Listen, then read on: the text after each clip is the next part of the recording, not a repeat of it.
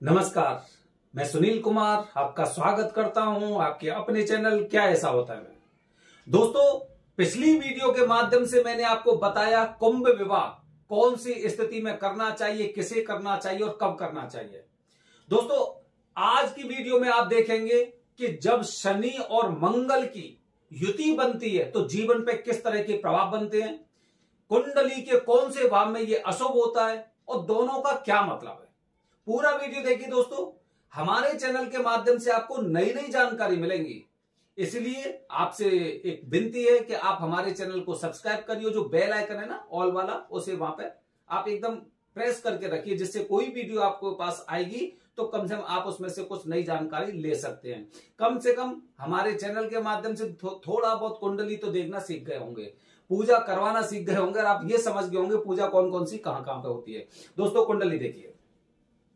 कुंडली में देखेंगे दोस्तों, जैसे कि मंगल दोष के लिए पहला, चौथा, सातवां, आठवां, 12वें भाव में अगर मंगल हो तो मंगल दोष माना जाता है। अब उदाहरण के लिए अगर एक भाव में मंगल है, किसी में मान लो 1, 4, 7, 8, 12 किसी भी भाव में मंगल हो और इनमें से ही किसी एक भाव में शनि हो। उदाहरण के लिए अगर चौथे भाव की मैं बात करूं, चौथे भाव में अगर मंगल है और पहले भाव में या फिर सप्तम भाव में या अष्टम भाव में या 12वें भाव में अगर शनि है तो मंगल दोष तो कुंडली में है, लेकिन वो दोष खत्म हो गया, शनि महाराज ने खत्म कर दिया। माना जाता है, कुंडली शास्त्र के अनुसार माना जाता है कि मंगल और शनि आपस में एक दूसरे के शत्रु होते हैं। आप जानते हैं मंगल के 2.5 शत्रु होते हैं, 2.5, 3 नहीं होते ना, 2 होते, 2.5 होते हैं। कौन कौन से होते हैं? मंगल का सबसे पहला जो जटिल शत्रु होता है वो होता है बुध। अगर मंगल के साथ बुध है तो मान के ये चलिए कि आपके जीवन में ना पूरी तरह से मंगल नहीं होगा। इसी तरह से इसका दूसरा, मंगल देव का दूसरा शत्रु होते हैं शनि और आधा शत्रु होते हैं शुक्र। कभी शुक्र शुभ परिणाम देते हैं, कभी अशुभ परिणाम देते हैं। तो दोस्तों, अगर मंगल दोष मतलब मंगल वाले स्थान पे पहला, चौथा, सातवां, आठवां, 12वां एक में मंगल और इनमें से किसी और अन्य भाव में अगर शनि है तो मंगल दोष तो आपकी कुंडली में है, लेकिन मंगल दोष खत्म हो गया। अब अगर उदाहरण के लिए ये तो मंगल दोष वाली स्थिति है, लेकिन कुंडली में तो 12 भाव है। अब कुंडली में 12 भाव है तो 12 में से कहीं पे भी, चाहे दोष वाली स्थिति हो या दोष वाली नहीं हो, कहीं पे भी अगर मंगल और शनि एक साथ उपस्थित होते तो ये बनता है द्वंद्व दोष। द्वंद्व दोष का मतलब दोस्तों ये होता है कि दोनों आपस में एक दूसरे के शत्रु हैं, एक दूसरे के दोष को खत्म भी करते हैं, एक दूसरे के दोष को खत्म करते हैं।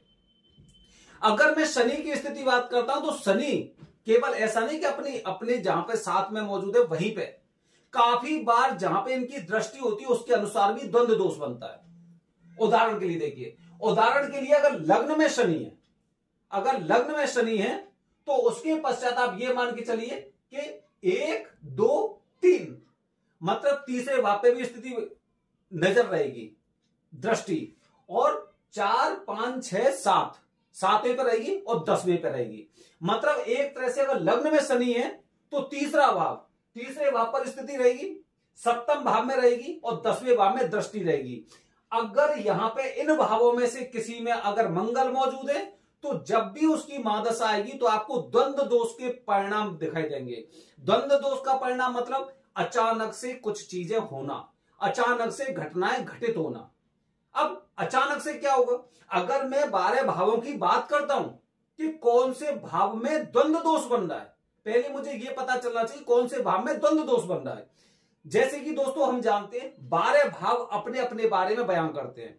अगर मैं पहले भाव से स्टार्ट करूं तो पहले भाव में स्वयं का भाव होता है, मेरे अंदर की चीजें, मैं क्या सोचता हूं, मेरा व्यक्तित्व कैसा, उसके अनुसार यहां पे दोष के साथ वो निर्धारित करेगा कि मेरे मन की स्थिति क्या है। अगर मैं दूसरे भाव की बात करता हूं तो धन और परिवार से संबंधित होता है। अगर यहां पे द्वंद्व दोष बनना है शनि और मंगल का, धन और परिवार के संबंध में अचानक से कुछ होगा, ऐसा नहीं कुछ गलत होने वाला है। ऐसे लोगों को कभी कभी अचानक से धन संपत्ति भी प्राप्त हो जाती है, कहते ना गड़ा हुआ धन मिल गया, या फिर बहुत जल्दी इनके रिश्ते बन भी सकते हैं, बहुत जल्दी उजड़ भी सकते हैं। और काफी बार जब यहां पे स्थिति ऐसी आ जाती है तो काफी हमने लोग ऐसे देखे कि रातों रात में से पूरा एकदम साफ हो गया, ऐसा भी देखा है। इसी तरह से तीसरे की बात करता हूं। तीसरे भाग दोस्तों छोटे भाई बहनों का वीरता का होता है। यहां पर अगर द्वंद्व दोष बन रहा है तो उसी तरह से आपके कभी कभी आप एकदम बढ़ चढ़ के आपके अंदर एकदम उत्साह रहेगा और काफी बार एकदम खत्म हो जाता है, जैसे एनर्जी नहीं है। इसी तरह से संबंधों में कि किसी से संबंध बहुत अच्छे हो जाएंगे और हो सकता है काफी बार एकदम संबंध एकदम खत्म करने की नौबत आ जाए कि अब मुझे इनके साथ रहना ही नहीं है। चौथे भाव की बात करता हूं। चौथा माता सो भवन वाहन का होता है, मन का कारक होता है। तो यहां पे भी ऐसी स्थिति होने वाली कि माता से या धन से या सुख से या परिवार से, भवन भावन से कुछ अचानक से प्राप्त होगा। अगर पंचम भाव संतान से संबंधित होता है, छठवां भाव शत्रु और रोग से संबंधित होता है, सातवां भाव पति पत्नी या ससुराल या पार्टनर से संबंधित होता है, आठवां भाव आयु से संबंधित होता है, नवां भाव पिता से संबंधित होता है, पिता हो गया या फिर उनका धर्म हो गया, और 10वां भाव व्यवसाय रोजगार कर्म फल का भाव होता है। 11वां अगर हम बात करते हैं 11वें भाव की तो इनकम का, आय का होता है, और 12वां भाव खर्चे का होता है।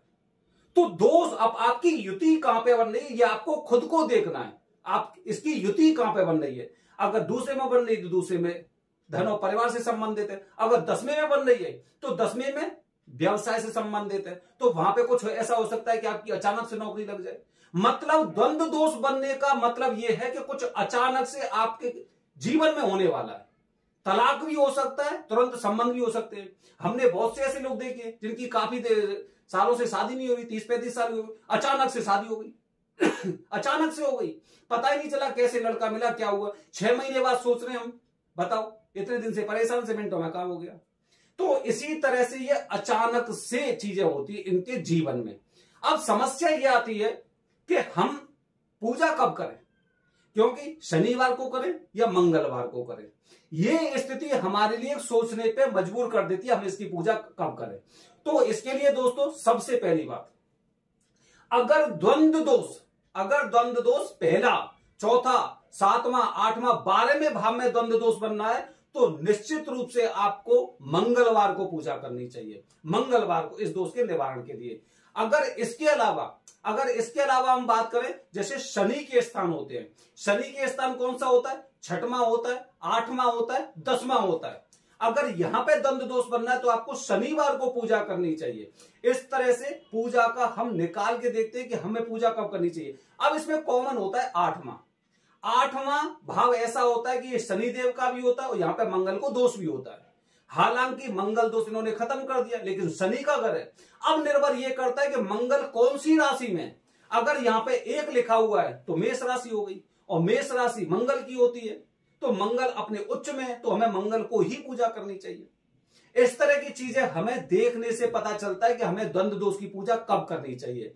लेकिन यह पूरी तरह से निश्चित है कि अगर कुंडली में मंगल है, पहला, चौथा, 7वां, 8वां, 12वां जो भाव है, वहां पे अगर द्वंद्व दोष बनना है तो मंगलनाथ मंदिर में ही पूजा करनी चाहिए आपको। इसके अलावा अगर कुछ ऐसा दोष बनना है इन 5 भावों के अलावा, तो आपको शनिवार को पूजा करनी चाहिए। मंगलनाथ मंदिर में कर सकते हैं, पुराने मंगलनाथ मंदिर में कर सकते हैं, महाकाल मंदिर में कर सकते हैं, कहीं पे भी कर सकते हैं। ये दोस्तों मैं अपने वीडियो के माध्यम से आपको जानकारी दी मंगल और शनि की युति आपके जीवन में कैसा प्रभाव डालने वाली है। तो खुद भी समझना सीखिए, कुंडली के भावों को देखिए कि क्या बोल रहे हैं, क्योंकि जीवन में आपके में जब ये चीजें आएंगी ना, तब अचानक से आती ना, तो बड़ा दुख होता है कि अब हमें क्या करना चाहिए। पहले से जानकारी रखिए, वीडियो को हमारे के चैनल को सब्सक्राइब करके रखिए। भविष्य में, आज नहीं, हो सकता है आज आपको उसके ज्ञान की आवश्यकता नहीं है, 35 साल के बाद हमारे चैनल को लोग ज्यादा देखते हैं। जिन लोगों की उम्र 35 साल से ज्यादा, वो हमारे चैनल को ज्यादा देखते हैं। तो आज नहीं तो कल आपको आवश्यकता अवश्य पड़ेगी इस चैनल की। बने रहिए हमारे चैनल के साथ। दोस्तों आने वाली वीडियो बता रहा हूं, भूत आने से पहले हमारे जीवन पर कैसे प्रभाव दिखाई देते हैं। देखिए, हर हर महादेव, हरिओम।